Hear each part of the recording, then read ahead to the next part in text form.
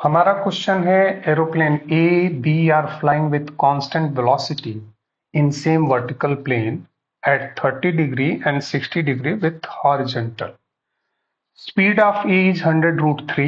Speed of A is 100 root 3 meter per second. At t equal to 0, it means at the starting, observer in A find B at 500 meter. At the start of the flight, the perpendicular gap between A and B is 500 meter. This observer in A sees that B is moving with constant velocity perpendicular to the line of motion of A.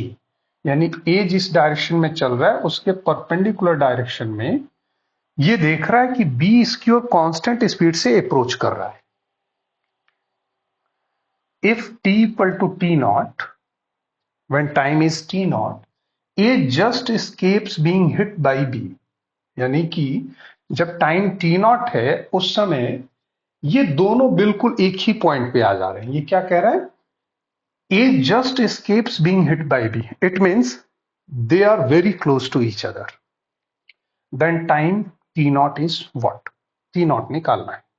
देखिए इस question में कह रहा है कि जो A के अंदर ऑब्जर्वर है वो शुरू में देख रहा है कि B जो है उससे 500 मीटर के डिस्टेंस पे है, पहली चीज. और दूसरी चीज ये देख रहा है कि B उसकी ओर कांस्टेंट स्पीड से आ रहा है परपेंडिकुलर डायरेक्शन में.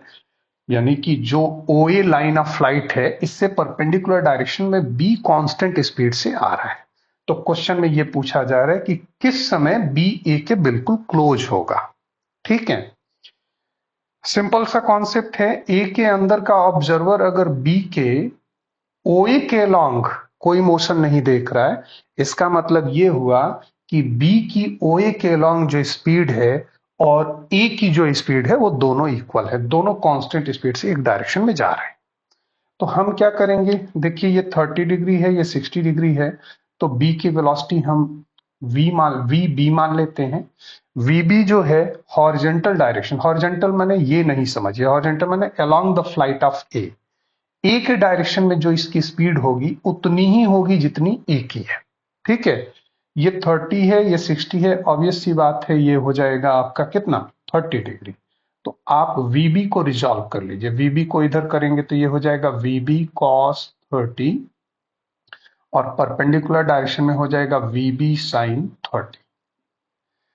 As there is no change in position of flight B along the flight OA, that's why the velocity of B along OA is same as the velocity of flight A.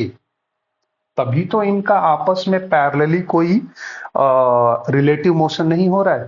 तो हम लिखेंगे VB cos 30 VB cos 30 equal to 100 root 3. 100 root 3. VB root 3 by 2. VB root 3 by 2 equal to 100 root 3. यहां से हमें VB मिल जाएगा 200 metre पर second. ठीक है, VB की स्पीड मिल गई.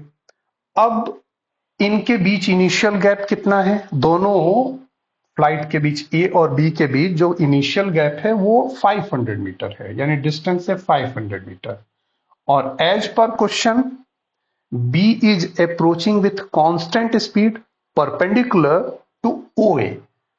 तो हम क्या निकालेंगे कि ओए के परपेंडिकुलर बी की वेलोसिटी क्या है, वो कितनी है, वीबी साइन 30. तो स्पीड हो जाएगी VB साइन 30. तो VB है 200 और साइन 30 हो जाएगा 1/2.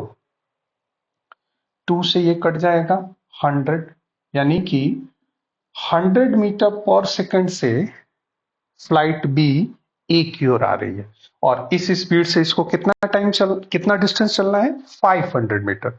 तो बहुत ही सिंपल क्वेश्चन हो गया. T नॉट हो जाएगा, अगर B A के बिल्कुल नजदीक जाना है तो उसे परपेंडिकुलर डिस्टेंस 500 मीटर चलना होगा. ये डिस्टेंस हो गया और इसके अलोंग इसकी स्पीड हमें कितनी मिली है, VB साइन 30. इसका मतलब इसकी स्पीड मिली है 100. It means 5 second. 5 सेकेंड में बी ए के वेरी क्लोज, बहुत ही क्लोज आ जाएगा। सिंपल क्वेश्चन था। Thank you.